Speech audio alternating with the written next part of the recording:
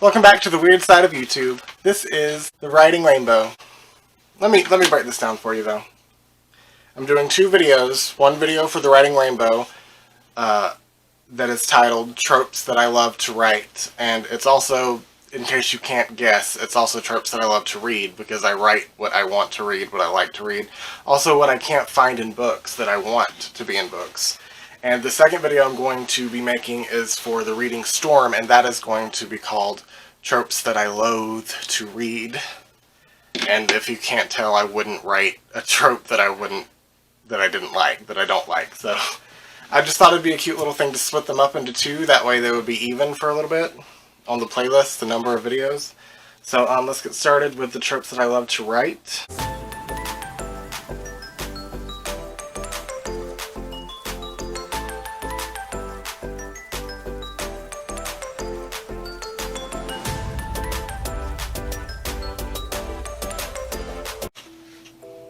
I'm looking on my phone because I have some notes.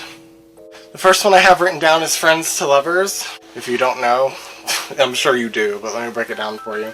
It doesn't have to be a romance novel, but if romance is a subplot, I much prefer it to be friends to lovers. It's just a personal preference to me. I feel like you wouldn't fall in love with someone unless you were friends with them first. Maybe enemies, that can happen as well, but that's very iffy for me.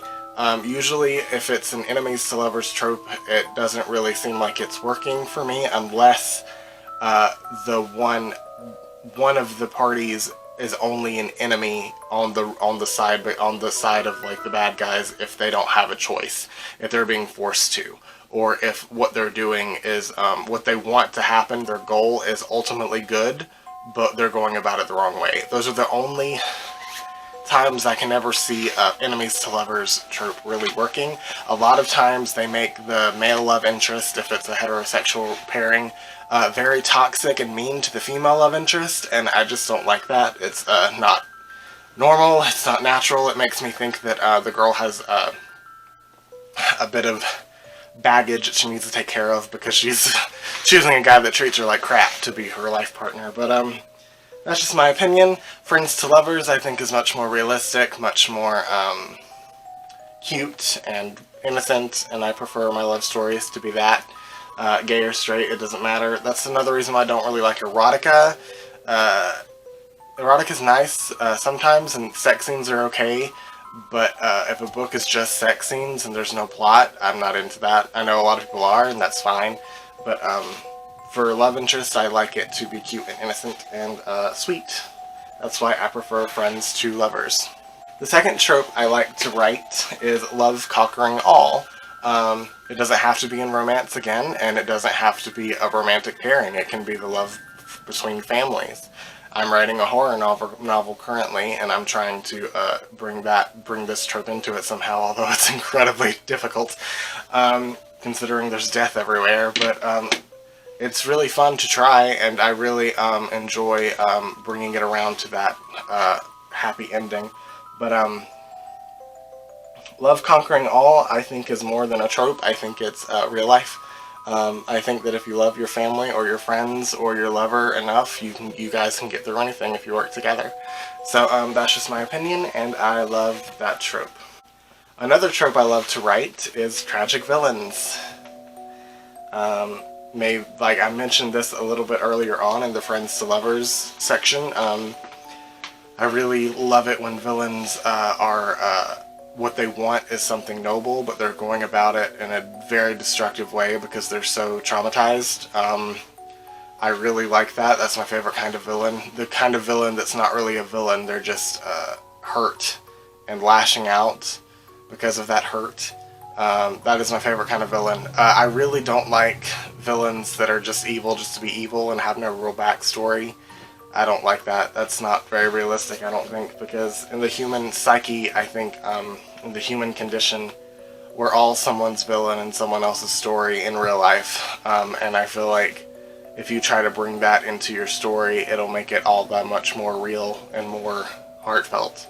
Like maybe a tragic villain could be a martyr for something, or maybe they can learn their lesson along the way, as long as it's not just they believe they're doing the right thing, but the audience and the other characters that are good know that what they want, their goal, isn't a bad thing. They're just going after it in a terrible way.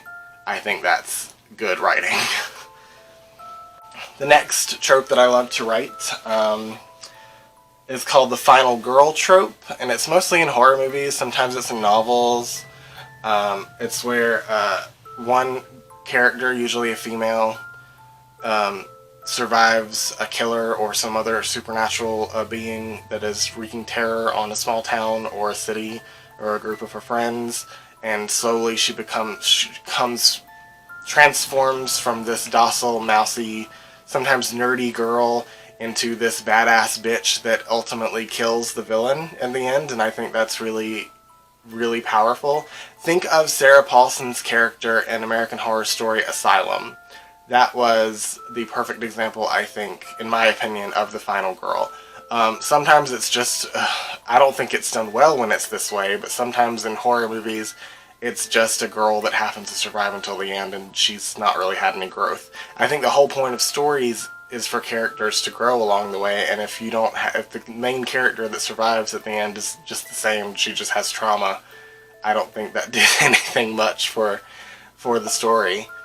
But I really do like that trope, and I am trying to write one right now. The last trope I love to write that I'm going to talk about today is called forbidden love.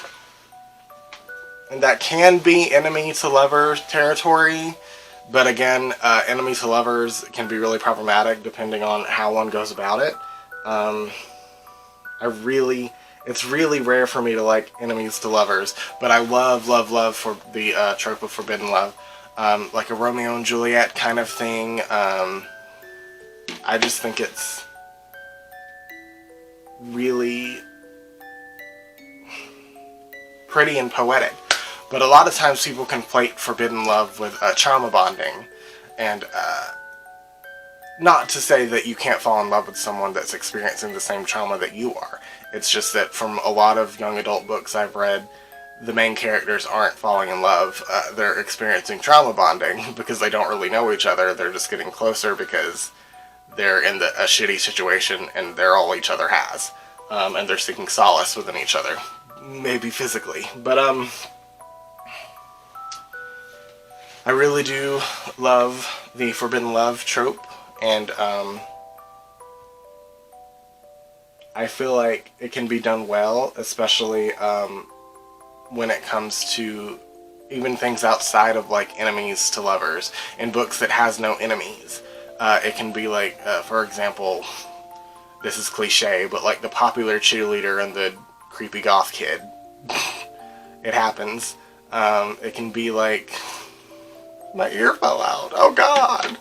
It can be like, maybe a cop falling in love with an activist, and them having to face the consequences of that. I think that would be really, really cool to write.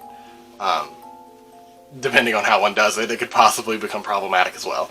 But that would be a cool thing to write. It would be a cool side project for someone to have. Maybe I would do that. Probably not, because I don't want to get canceled. But I really do love the forbidden love trope. And I think that's all I have for now for the tropes I love to write. Be sure to click over to the tropes I loathe to read, which is the partner video for this. It is on the playlist of The Reading Storm. I will probably have an annotation somewhere. But my ear keeps falling out, oh no! It's because of this wig. I love you guys, and I hope you liked this video. If you did, please like and comment.